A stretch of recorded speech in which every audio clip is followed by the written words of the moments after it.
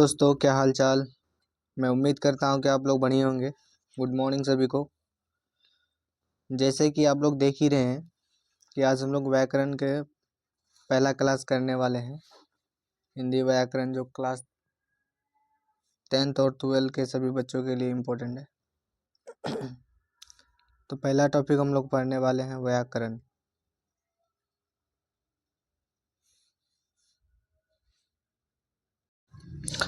व्याकरण क्या है? तो व्याकरण की परिभाषा है, व्याकरण वह शास्त्र है जिसके द्वारा मनुष्य किसी भी भाषा को शुद्ध शुद्ध बोलना, पढ़ना एवं लिखना सीखता है, उसे व्याकरण कहते हैं। कहने का मतलब है मनुष्य जिसके माध्यम से भी बोलना, पढ़ना, लिखना सीखा है उसे ही व्याकरण कहते हैं। ठीक है। दूसरा है, व्याकरण के कितने प्रकार है? व्याकरण के कितने प्रकार है? व्याकरण के 4 प्रकार होते हैं। पहला है वर्ण विचार, दूसरा है शब्द विचार, तीसरा है वाक्य विचार और चौथा है चिन्ह विचार। ठीक है। ये व्याकरण के 4 प्रकार होते हैं। दूसरा टॉपिक है भाषा एवं व्याकरण क्या होते हैं। भाषा क्या होता है और व्याकरण क्या होता है। व्याकरण तुम लोग देख लिए। तो कुछ इम्पोर्टेंट बात है भाषा के बारे में कि क्या है, हिंदी क्या है, उसके बारे। ठीक है। तो आधुनिक हिंदी का पिता जो किसे कहा जाता है? भारतेंदु हरिश्चंद्र को आधुनिक हिंदी का पिता कहा जाता है। और हिंदी दिवस कब मनाया जाता है? 14 सितंबर को हिंदी दिवस मनाया जाता है। हिंदी एक भाषा है, ठीक है, जो कि हमारे देश में अधिकतर बोले जाते हैं और कई जगह भी बोले जाते हैं। ठीक। और दूसरा है हिंदी फारसी भाषा का शब्द हिंद से लिया गया है। हिंदी कहाँ से लिया गया? फारसी भाषा का हिंद से लिया गया है। ठीक है। दूसरा टॉपिक है ये विश्व की सबसे अधिक बोले जाने वाली चौथी भाषा है। ये हिंदी भाषा जो है ये पूरे विश्व में बोले जाने वाली चौथी भाषा है। मतलब चौथे स्थान पे आते हैं ये भाषा, हिंदी भाषा। ठीक है। और ये 14 सितंबर 1949 को भारत सरकार ने हिंदी को राजभाषा के रूप में स्वीकार किया। राजभाषा के रूप में कब स्वीकार किया? 14 सितंबर 1949 ईस्वी को भारत सरकार द्वारा हिंदी को राष्ट्रभाषा यानी राजभाषा के रूप में स्वीकार किया। ठीक है। दूसरा टॉपिक है भाषा एवं व्याकरण का ये। ठीक है। तो दूसरा टॉपिक है हिंदी भाषा की जननी संस्कृत भाषा है। मतलब हिंदी भाषा जो जहाँ से लिया गया है वो संस्कृत भाषा से ही बनता है हिंदी भाषा। ठीक है। हिंदी आर्य भाषा परिवार में आता है। हिंदी आर्य भाषा परिवार में आता है। ठीक है। अब भाषा हम लोग देखते हैं भाषा क्या है। भाषा का परिभाषा क्या है? भाषा क्या होता है? भाषा वह माध्यम है जिसके द्वारा मनुष्य अपने विचार और भाव को एक दूसरे के सामने प्रकट करता है। मतलब कि कहने का मतलब है मनुष्य जैसे भी किसी व्यक्ति को कुछ बोलता है या समझाता है उसी को भाषा कहा जाता है, जिस माध्यम के द्वारा। ठीक है। आप देखते हैं भाषा का प्रकार है। भाषा के कितने प्रकार है? भाषा के 3 प्रकार है। मौखिक भाषा है, दूसरा है लिखित भाषा, तीसरा है सांकेतिक भाषा। ठीक है। ये भाषा के प्रकार है, 3 प्रकार है। मौखिक भाषा, लिखित भाषा, सांकेतिक भाषा। दूसरा टॉपिक है देखते हैं हम लोग मातृभाषा किसे कहते हैं।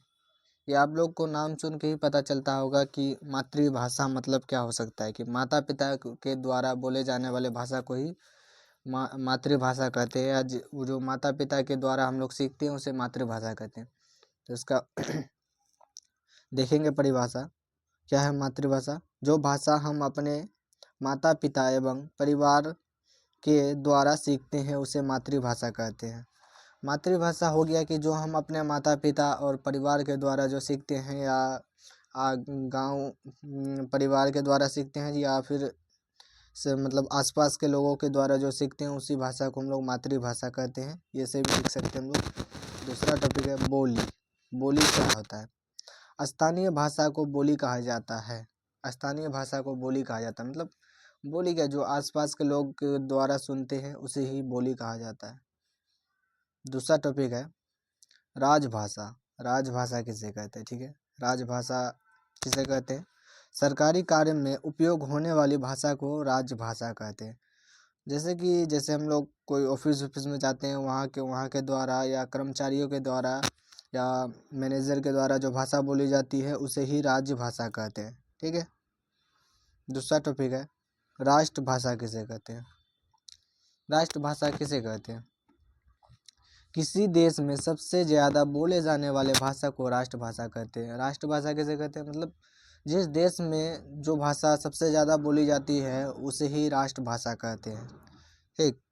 दूसरा टॉपिक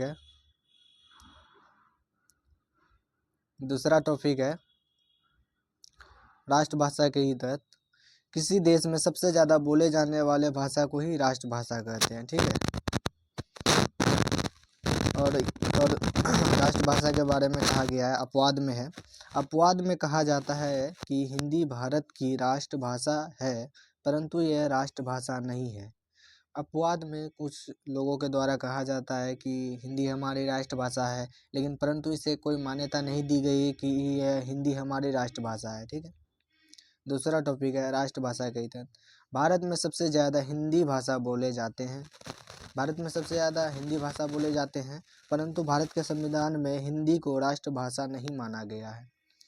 जैसे कि हमारे अधिकतर भारतवासी जो है वो हिंदी भाषा का उपयोग ज़्यादातर करते हैं, लेकिन हमारे जो संविधान है जो कि जिसने लिखा है डॉक्टर भीमराव अम्बेडकर, वो मतलब उसमें दर्शाया नहीं गया कि ये हिंदी हमारी राष्ट्रभाषा है। दूसरा टॉपिक है राष्ट्रभाषा के तहत अपवाद में कहा जाता है कि हिंदी भारत की राष्ट्रभाषा है परंतु ये राष्ट्रभाषा नहीं है। ठीक है। ये तुम लोग शायद पहले भी पढ़ लिए थे। ठीक है। राष्ट्रभाषा हो गया, उसमें क्या क्या अपवाद है। अपवाद में कहा गया है कि वो राष्ट्रभाषा है लेकिन वो राष्ट्रभाषा हमारे संविधान में नहीं दर्शाया गया है। ये अब हम लोग नेक्स्ट टॉपिक है लिपि। लिपि किसे कहते हैं? लिपि है किसी भाषा को लिखने के लिए